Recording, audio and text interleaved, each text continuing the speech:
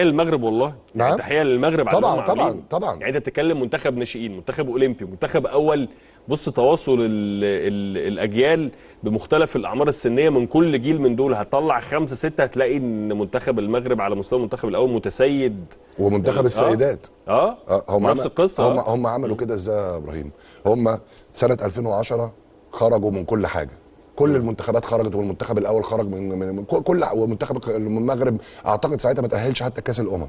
قعدوا مع بعض نعمل مشروع ازاي للدوله، ازاي نبقى عندنا منتخبات قويه، منتخبات قويه. عملوا حاجتين: اسسوا اكاديميه محمد السادس، وجابوا راجل اسمه اوشين روبرتس، راجل من ويلز، راجل خبير، هو اللي طور الرخص التدريبيه في ويلز، وهو اللي عمل كل حاجه. جابوه مسك وبرضه بيطوروا على مستوى المدربين. طبعا يعني طبعا بينفستوا في المدربين جدا. كل ده شغل اوشين روبرتس. اوشين روبرتس اللي هو كان ماسك التكنيكال دايركتور بتاع اتحاد ويلز، جابوه فضل شغال معاهم 3 سنين.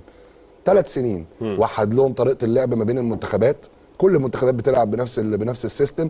طور حط لهم يعني زي الانفراستراكشر كده، حط لهم كل حاجه، كل حاجه اللي تشتغلوا ايه، اللي هم شغالين عليها